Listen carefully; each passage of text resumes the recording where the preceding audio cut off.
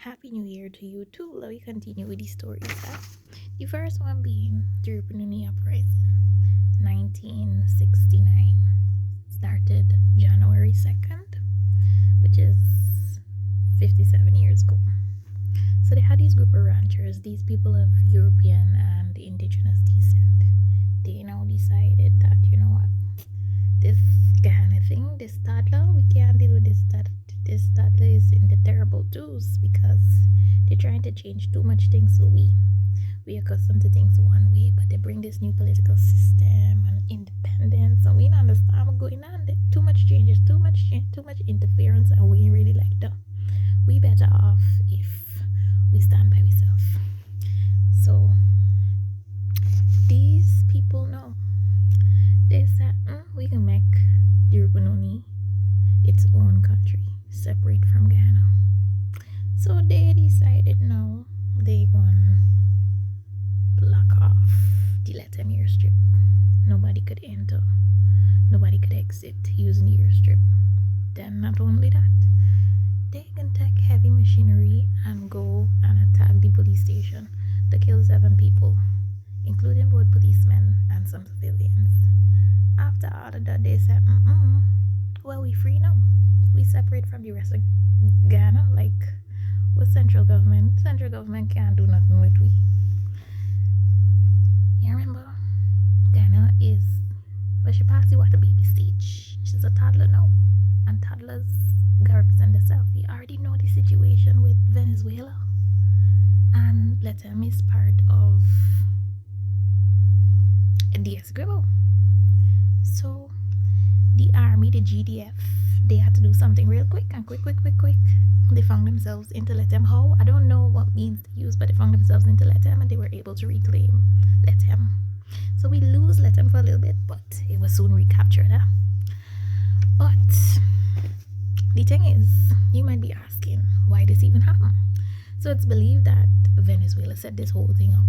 There's one view, because apparently the ranchers went to Venezuela for get their training and then they come back and execute this whole attack. But outside of that, the people in the savannas kind of felt like we alienated because the government didn't really know what's going on with we.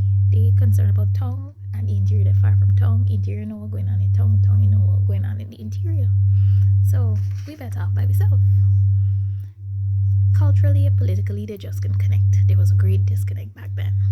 Outside of all of that, there was concern about, the introduction of laws and regulations to mess things up, because pre-independence, we be trading freely with Brazil and Venezuela, but if you bring things into place now, then they can stop we run-ins, they can cut up with things. Then there was also the concerns that the government would give back the Amerindian communities the lands. So with all of that, they can mess up not only the lands, they can mess up we wealth and we social standing. So we had to do something to preserve all of that. That's what led to all this, But the uprising actually led to a few things. One, there was the acknowledgement that the Interland Essequibo, they need to be protected and they're part of Ghana. It was inseparable, so there was need for focus and attention there to ensure that it's protected and nobody could come into it, because if big influences come into place, then what? 2, it led to the expansion and the modernization of the Ghana Defense Force, because them banners acted quickly. They do something, they will do something. So they had to set themselves up to do more things in case other things were to happen. And then lastly, it actually led to the acknowledgement that the government needed a stronger presence and a stronger community with the Amerindians. They were excluded to some degree, and there was more that should be done with our indigenous people. That led to the very first Amerindian conference, which focused on land titles, etc. But we lost Lethem for a bit, but we regained Lethem. And then the government, they realized, hey, we got to pay these people some attention.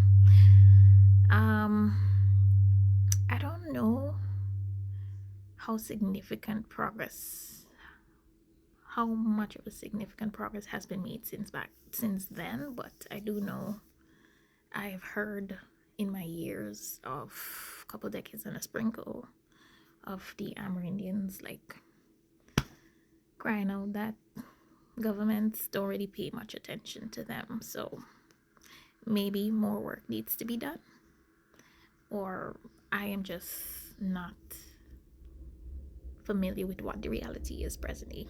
But nonetheless, y'all support my business. Get yourself a Ghana inspired desk and night lights. Let's remember our history, remember our strength, remember where we came from, remember where we have to go. Remember that it will take us, each one of us, to keep these conversations going and for us to have greater pride for our country. Peace out.